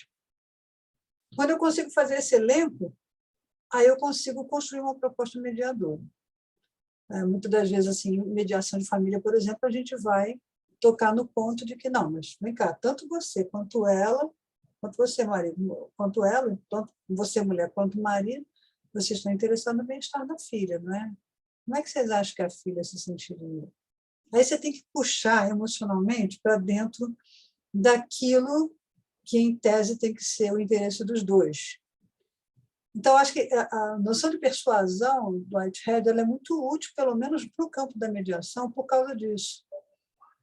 Porque eu tenho que tirar a ênfase e a ótica e a lente dos pontos de divergência para eu trazer para aquilo que eu posso atrair ambas as partes para dentro de um mesmo núcleo. Então, acho que isso daí é um conceito legal, né? Eu vou... Pode falar. É isso, eu achei interessante, porque, inclusive dentro da tradição liberal, né, pegando Hannah Arendt, outras figuras também, que resgatam aquele debate clássico de Platão entre persuasão e força, né, persuasão e violência, é interessante porque, no fundo, ele deixa pistas disso, desde o capítulo 4, né, de que a força, ou a violência, ou a repressão não é aquilo que está como critério. Estão conseguindo ouvir? Acho que a internet está ruim. A gente está te ouvindo perfeitamente. Estamos ouvindo. Ah, tá? Pronto. Aí ele fala, eu achei interessante isso, que no fundo é quase uma continuidade do capítulo 4, né, de que se a gente está apostando na ideia de liberdade, nessa noção de evolução que ele sugere como pano de fundo, a gente se afasta da força, da violência, da agressão, da repressão, de tudo aquilo que ele vem desenvolvendo ao longo dos capítulos como um obstáculo, né, um obstáculo civilizacional. E aí eu achei interessante esse debate, que é muito comum na tradição liberal, né? A linguagem, o discurso, enfim, como um substituto da força, como uma espécie de recurso animal, né? Ou primitivo, né? Algo que reflete uma dimensão que deve ser superada. E aí, pelo menos eu peguei isso nesse capítulo 5, né, que ele já vem sugerindo ao longo dos outros capítulos, e aqui ele concentra mesmo. Né? A persuasão, pelo menos eu entendi como quase o ápice de uma democracia liberal. Né? Numa democracia liberal você debate, né? Você não dá tiro em ninguém. Né? Você cria outras formas de conexão com o outro. Né? Sei lá. Eu estava vendo aqui, e durante o tempo estava lendo esse capítulo, eu fui reler aqui para a gente poder vir para hoje. Não reli tudo, mas acho que tem uns pontos que a gente pode trazer para o debate atual, que você até mencionou agora, sobre discurso. Né? Isso é uma coisa muito em voga, e uma das coisas que eu tenho percebido também, como eu lido com mediação e conflito envolvendo diversidade de gênero e ambiente religioso. Né? Inclusão da diversidade no ambiente religioso é mais ou menos um campo forte de atuação meu, e eu tenho que exercer esse troço da persuasão aí nas partes mais fundamentalistas, para que elas se abram para escutar ou dar lugar de fala para a pessoa LGBT. É um troço completamente difícil de fazer, muito complexo, mas dá para fazer. O Whitehead me ajuda nesse sentido. Mas aí eu fico preocupada porque essa ênfase sobre o discurso está fazendo com que as pessoas confundam caráter com discurso. Vou dar um exemplo. Eu estava num grupo de 40 líderes religiosos trabalhando para mostrar para eles um monte de coisa que eles não sabem sobre diversidade de gênero e que eles estão falando besteira. Mas são pessoas com muito poder, né, de conduzir comunidades religiosas. E eu tenho que mostrar para esses caras que eles não sabem o que estão falando merda. Como é que eu faço isso? Boa parte deles falando muita asneira. Não estou dizendo que estão com intenção de falar asneira. Mas falam asneira, porque simplesmente não pararam para ouvir o outro lado. Eu tenho que descolar o discurso do cara. Porque senão eu começo a querer desrespeitar o cara por causa do discurso. E aí eu tenho que levar em consideração que o discurso dele é produto de uma tradição de onde ele vem. Que ele pode ter nele mesmo intenções de ruptura com esse tipo de discurso, mas ele não sabe por onde fazer essa ruptura. Do mesmo lado, eu sou atacada pelo pessoal LGBT, que eu estou há 20 anos fazendo isso, mas o pessoal LGBT acha o meu discurso conservador. E aí eles me atacam porque eu não estou fazendo o discurso deles. E aí começam a julgar o meu caráter por causa do discurso. Então, essa coisa, Tiago, que você mencionou aí do discurso, que é um tópico muito importante, né, para a sociologia contemporânea, etc., mas a pessoa não é o discurso dela. Eu acho que, às vezes, se esquece um pouco disso, que o discurso que ela tem, ele pode ser produto de uma cultura, de um entorno sociológico, de uma tradição, de uma ambiência, né, onde prolifera esse tipo de ideia, mas a pessoa em si mesma, o modo dela pensar, ainda que ela reflita aquele discurso lá, ela pode ter desejos e até iniciativas de romper com aquilo. Só que, geralmente, isso é soterrado por causa da força do discurso. Então, agora, quinta-feira, por exemplo, estávamos falando sobre religião e política, numa ambiência também de lideranças religiosas.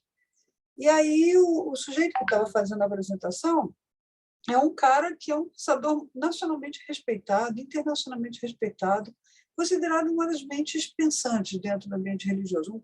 Um cara que um Pondé chama de vez em quando para falar lá na PUC, naqueles programas dele lá. Então, apesar dele ser um líder religioso, ele é muito respeitado fora do ambiente de liderança religiosa, justamente pela abertura de visão que ele tem, etc. Aí alguém do auditório chega e fala assim: mas o seu discurso reflete isso, o seu discurso reflete aquilo, o seu discurso...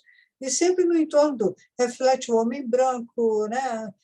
Colonizador, não sei o quê, tá. Só que a gente conhece o cara. E nunca ninguém fez tanta ruptura com esse tipo de pensamento colonizador quanto ele, dentro dessa ambiência. No entanto, o cara é rotulado por causa do tipo do discurso. Eu achei muito interessante ele falar assim, e aí o John Cobb mesmo fala isso, né? Ele falou assim, eu sou produto de uma geração. Eu tenho 60 anos de idade. Né? Não se dá para esperar de alguém da minha geração que faça tanta ruptura quanto eu faço, ou que ela consiga se desprender totalmente da sua herança, né, cultural. E o John Cobb, do mesmo modo, eu vi isso lá em 2015, né, alguém falando, poxa, mas aí falou a partir da perspectiva do homem branco, tal, não sei o quê, e o homem negro, não sei o quê. O John Cobb, com aquela carinha branquinha dele, de olhos azuis, falou assim, mas eu sou um homem branco. Como é que vocês esperam que... Eu faço um esforço, ele falou assim, eu faço um esforço para eu entender o lado negro, o lado indígena, o lado, né, asiático, mas eu não tenho competência. Ele é muito sábio. Ele falou assim, eu não tenho competência relacional para conseguir falar na expectativa de discurso que vocês esperam que eu tenha. Então, essa transição, ela está rumo à novidade, né? Mas ela não está completa. E eu acho que, para chegar na novidade, ela precisa acontecer também. Né? Essas rupturas de dicotomias, mas elas não são totalmente rupturas, elas são, eu diria, mais esfacelamentos de dicotomia do que rupturas drásticas. Elas não conseguem ser rupturas, elas conseguem ser erosões, vamos dizer assim, né? Erosões da dicotomia, mas elas não conseguem apagar a dicotomia como um todo. Né? Eu acho que a gente vai viver isso aí, sofrer isso um pouco ainda. Né? Eu acho esse ponto bem interessante, no sentido do pensamento de Whitehead sempre levanta essa questão de como você lida com a relação entre tradição, saber que você sempre está partindo de algum processo já em andamento, né? Uhum. É que há a possibilidade de alguma novidade entrar naquele processo já em andamento. Eu acho que é um pensamento bem interessante nesse sentido, porque evita aquele tipo de radicalização, de alguma ruptura total que, por mais que você queira alguma transformação daquela natureza, sempre historicamente falando, ou psicologicamente falando, nenhum sujeito pode simplesmente quebrar com... Não sei, você sempre está tentando encontrar algum equilíbrio, né? Alguma relação entre a tradição já existente e alguma novidade que está tentando se expressar, se manifestar no ambiente daquela tradição, talvez. Aí, como você media esse processo? Eu acho que o pensamento de Whitehead é bem, né, até sociologicamente, falando, na sociedade humana, né? Como um humano cujas sociedades igualmente manifestam essa tensão entre tradição e transformação. Como você media isso? Aí eu acho que é bem... Eu estou vivendo com uma realidade interessante, porque eu trabalho com esses temas de diversidade de gênero e intolerância religiosa há muito tempo, mais de 20 anos. Só que eu não sei dizer exatamente dentro de que faixa de anos, mas também isso é difícil na sociologia, né? Você dizer que época, de qual época até qual época, mas o que eu vejo hoje, principalmente, e trabalhava também com temas de racismo, né? de preconceito étnico-racial, segregação e migrações. Como é que se diz? Essa interseccionalidade sempre foi o meu campo de estudos, né? Gênero, etnicidade e migração e classe, essas coisas todas. Então, hoje em dia eu já vejo um discurso muito pronto, muito arrematado, por uma galera que não tem um repertório. Explico. Eu, como professora universitária, chegava para dar aula de engenharia lá na UFRJ, e aí encontrava os coletivos, né, de negritude, de gênero, não sei o quê, lá embaixo no pátio, se reunindo, fazendo as reuniões deles. E dali, daqueles coletivos, dos jovens universitários entre 17 e 22 anos, saíam discursos extremamente elaborados e muito prontos sobre suas formas de pensar, mas sem repertório de trás, ou seja, é um discurso meio replicado, porque todo mundo fala daquele jeito, com aquele glossário, daquela forma de falar. Mas não se sabe delimitar como esse pensamento começou a ser desenvolvido e evoluiu. Então, por exemplo, era muito fácil você pegar dentro do coletivo negro uma grande parte de pessoas que nunca leram uma Djamila. Está me entendendo? Por outro lado, você via muita gente lendo Judith Butler nos coletivos de gênero que nunca leu ninguém mais, nunca leu uma Lélia Gonzalez, nunca... Então, assim, a falta do repertório é um negócio muito impressionante. Tanto que agora eu pedi um cara aqui que tem um trabalho com adolescente, eu falei com ele, eu posso ficar como estagiária aí no seu departamento? Porque ele tem 200 adolescentes de classe média que ele lidera. Eu falei assim, eu queria escutar essa galera. Eu quero ver como eles se comportam nas reuniões, etc. Por quê? Porque eles têm um repertório que... Eles não são a geração que vai mudar tudo isso, que vai mudar o preconceito racial, que vai mudar o preconceito de gênero. Eles não são. Quem vai mudar são os meus netos, que ainda estão para nascer, porque eles vão nascer dentro de um mundo que já está com uma outra cabeça. Mas esses adolescentes, esses meninos aí de 14, 15 anos até 22 anos, da atualidade, eles são a transição. E é exatamente neles que está efervescente a mudança de pensamento. Só que eles não têm repertório para saber dizer como é que eles começam a pensar assim, por que eles pensam assim. É tudo muito emotivo, é tudo muito do pulsar da mudança social, sabe? Então, essa transição que você estava reforçando aí, Phil, eu não sei, eu penso que a gente que trabalha com formação de pensamento, trabalha academicamente na área de produção de conhecimento, eu acho que a gente tem uma tarefa grande pela frente. Por exemplo, eu já estava com isso mais ou menos em mente quando eu escrevi minha tese, que era de colocar legendas em Whitehead, ou seja, traduzir o Whitehead para ser entendido. Ao invés de complexificá-lo, traduzi-lo para a realidade atual. Acho que essa é uma ferramenta interessante para essa mediação que você menciona, sabe? Mas eu acho que, de certa forma, a academia tinha que estar mais preocupada com isso, e eu vejo poucas vezes ela ocupada com isso. Lembro que a Heloísa Buarque de Holanda, agora em 2018, resolveu fazer um livro da quarta onda do feminismo, Explosão Feminista, porque ela estava muito impressionada com aquelas meninas adolescentes que se chamavam de feministas e que se protegiam naquela passeata que teve lá no Rio, em 2013, que jogaram bomba de gás homogêneo nos professores, não sei o quê. E aí ela começava a falar sobre feminismo com essas meninas, elas não tinham lido ninguém, mas eram feministas, ardorosas, convictas. E aí a Heloísa, uma feminista de 80 anos de idade, pensa assim, mas como elas são feministas se elas nunca leram fulano, Beltrano, Ciclano? Então, o que a Heloísa resolveu fazer?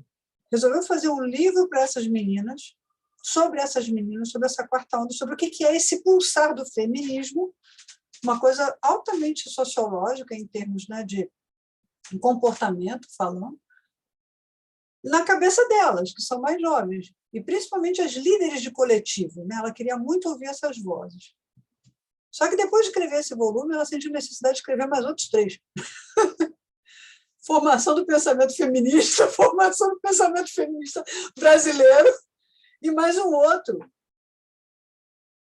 Pensamento feminista brasileiro contemporâneo, alguma coisa assim, para dar para essas garotas do volume da Explosão Feminista para ler. Que é a questão da falta do repertório. Então, o pessoal não saber fazer a transição entre formas de pensar. E na sociologia a gente está vendo muito isso. Eu, especialmente, que lido com temas de gênero, eu sinto uma aflição danada, porque a sensação que eu tenho é que a sociologia se sente dona dos temas de gênero. E aí ela não dialoga com neurociência, não dialoga com outros campos de conhecimento, e ela fica meio monopolizando o discurso aqui nessa área, e a gente fica com dificuldade de fazer um diálogo transdisciplinar aí, porque não tem muito campo. Não sei o que vocês pensam a respeito disso, mas são formas como eu tenho visto assim, os grandes desafios. E por que talvez o pensamento processual, por ele propor uma ética relacional, ele tenha bastante coisa para oferecer para a gente. Agora é engraçado, eu acho que também é arriscado, porque traz contingência para o campo do pensamento e da ação. E eu não sei se exatamente é isso que, por exemplo, a militância quer. Porque contingência torna a realidade ambígua, né? Incerta. E quando você vai para uma estrutura mais pragmática de pensamento, ela é simplificada. Por isso que ela é eficaz, né? Você tem um campo, você tem eles, você tem nós, tudo é simples. É por isso que eu não acho que necessariamente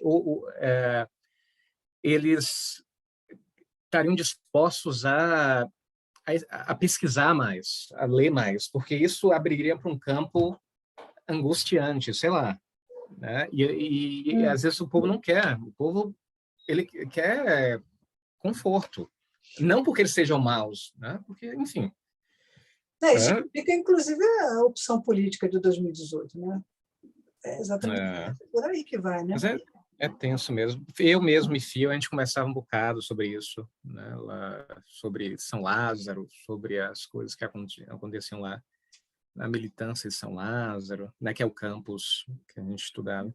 É sempre histórias novas e parece que, enfim, sempre é assim, né? Quando aparece alguém, por exemplo, eu já cansei de me chamarem de conservador, né? Ou algo do tipo, porque eu trabalho com Latour, né? E Latour, dentro de algumas correntes, é visto como conservador. Na verdade, toda essa discussão que envolve descentramento do humano, falar dos não humanos, contingência, você vai para as ciências sociais, eles acham que é só uma ideologia capitalista. O capitalismo ele é descentrado, enfim, no fundo é só mais uma ideologia como outro qualquer. Uhum. E aí é difícil dialogar, trazer uma coisa diferente, porque no fundo é um conhecimento que traz contingência, né? E as pessoas não querem isso, as pessoas não estão nem aí para isso. Uhum. Né? E aí você tenta debater algumas coisas, um dia desses falando assim, mas Bolsonaro é fascista, né? E aí o povo usa o conceito de fascista no sentido mais instrumental, quase como sinônimo de preconceituoso. Sim. Aí você tenta complexificar um pouco, mas aí a pessoa já te olha feio, quer dizer, você está defendendo o Bolsonaro? Falei, não estou defendendo, não tem a ver com defender ele. Aqui o Whitehead, na página 44, ele faz uma consideração, né, sobre ele estava falando sobre liberdade, ele vai falar dos militares, né? Então a gente sabe que as ações dos soldados elas vão regular costumes, mas será que todo soldado ele é regulador só por causa disso, né? É meio por aí, né? Legal, gente. Acho que a gente pode encerrar, né, Thiago? Falta 5 para as 6, estamos na nossa hora. Acho que foi bom, acho que rendeu, a gente trouxe pontos importantes. No próximo encontro, eu vou tentar fazer um resumo dessa parte, desse capítulo 4 e 5, para quando for entrar na cosmológica, a gente ter um bom preâmbulo aqui dessas partes que faltou a gente dialogar um pouquinho mais. Tá bom? Aí se você puder divulgar o link, viu, Lília, da gravação? Sim, com certeza. Eu vou subir lá no YouTube, depois eu já Pronto. Tem até que subir a outra também, porque eu ainda não subi a outra. Certo. Tá então bom. tá. Até a próxima. Até a Boa noite para próxima. vocês. Tchau, boa noite. Se vê. Tchau, gente.